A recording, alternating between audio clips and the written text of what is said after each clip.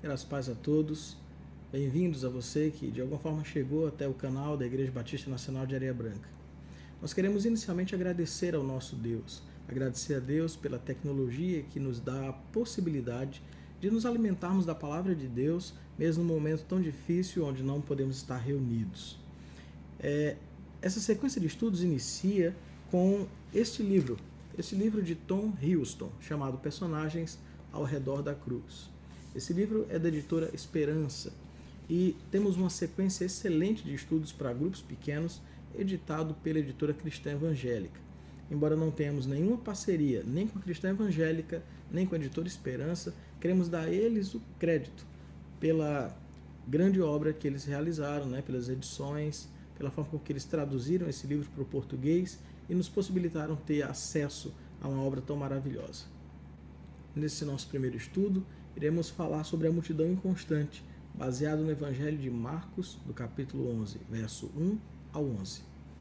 Nosso estudo inicia com a entrada triunfal de Jesus em Jerusalém e o quanto a multidão o recebe. Mas, antes disso, um momento interessante. Jesus pede a 2 de seus discípulos que vão adiante dele e pegue um jumento, na verdade um jumentinho, para que ele possa entrar em Jerusalém assentado nesse jumento. Jesus nunca fez isso antes e nem depois. Nós vemos que em toda a sequência de textos bíblicos mostram que Jesus sempre caminhava a pé, antes e depois disso. Depois da entrada triunfal em Jerusalém, ele volta para Betânia a pé. Mas nesse momento, Jesus está fazendo isso por uma razão muito específica, para cumprir uma profecia do Antigo Testamento que se encontra em Zacarias capítulo 9, verso 9, que diz: Alegre-se muito, ó filha de Sião, exulte, ó filha de Jerusalém, eis que o seu rei vem até você, justo e salvador, humilde, montado em jumento, num jumentinho, cria de jumenta. E o povo então, entendendo a mensagem, estendiam tapetes vermelhos, erguiam ramos de palmeiras e cantavam, exultantes, Hosana ao que vem em nome do Senhor. Ao chegar em Jerusalém, no centro de Jerusalém, a cidade já estava eufórica. E isso tudo levava, então, os líderes, os principais líderes dentre os judeus, a perceberem que estava sendo levantado no meio do povo um novo líder. Parecia agora só uma questão de tempo até que Jesus assumisse o poder de Jerusalém e da nação de Israel.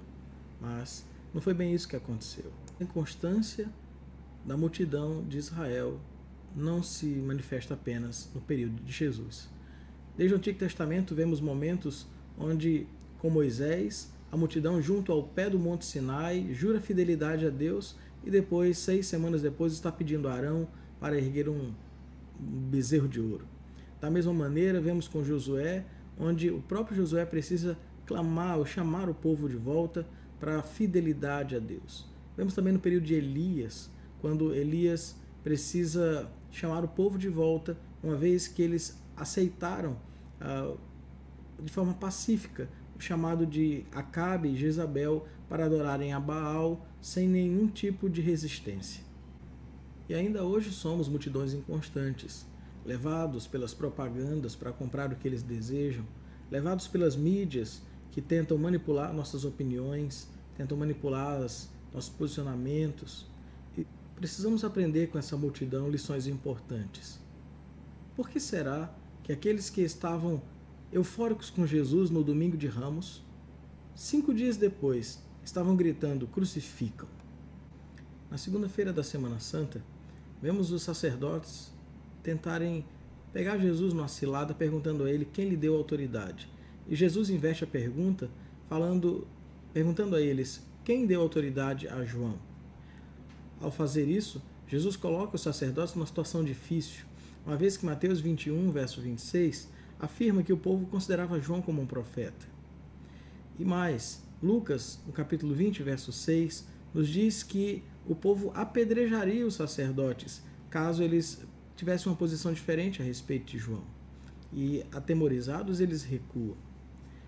É importante que você perceba aqui o quanto o povo era consciente da sua história e como o povo reconhecia João como um profeta. Mas saber a respeito do passado ou estar certo a respeito do passado não mudou o fato de que o povo fez com Jesus pior do que o que Herodes havia feito com João. Aqui vem nossa primeira lição. Se nós sabemos a respeito do passado, isso não é nenhuma garantia de que nós não cometeremos erros a respeito do presente e também do futuro. Saber o que é certo não é nenhuma garantia de fazer o que é certo. Há muitas pessoas que se iludem com isso. No capítulo 23 de Mateus, verso 30, os sacerdotes afirmavam que se eles tivessem vivido na época dos seus antepassados, eles não teriam derramado o sangue dos profetas. Mas, logo lá à frente, Jesus os desafia a terminarem o trabalho dos seus antepassados, mostrando que o fato deles saberem que eles fizeram errado não os impediu de errar também. Em Mateus 26:5, perceba que enquanto as autoridades estavam planejando a revolta a respeito de Jesus, eles dizem: não durante a festa, para que não haja tumulto entre o povo. A multidão parecia não só estar pronta para defender a autoridade de João Batista, mas defender a Jesus caso alguém ousasse tocar nele.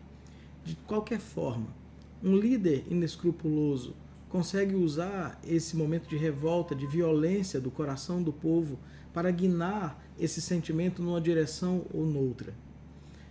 Aquela raiva, aquele impulso contra as autoridades podia facilmente ser revertida até mesmo contra o próprio Cristo. É inegável que essa multidão estava entusiasmada com Jesus logo de início. Mas o entusiasmo deles não foi suficiente. Entusiasmo não é suficiente para nós hoje. Muitas vezes nós estamos maravilhados, até entusiasmados com os ensinos de Jesus, mas isso não é nenhuma garantia que logo amanhã ou depois podemos ser manipulados a nos voltarmos contra ele. Talvez o nosso entusiasmo, a nossa empolgação consiga ser manipulada a se voltar contra Jesus, contra os seus ensinos, contra o seu próprio povo. Assim fica claro que Jesus não quer a sua admiração, nem muito menos o seu apoio. Jesus quer a sua aceitação. Jesus quer que você o aceite, que você o receba. Isso sim fará diferença. E para aquele que o recebe, Jesus vence a nossa inconstância.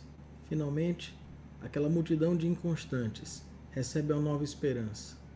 A esperança de ter um pastor que lhe traga estabilidade, que lhe traga confiança, para que você nunca mais esteja à deriva, para que você nunca mais esteja solitário.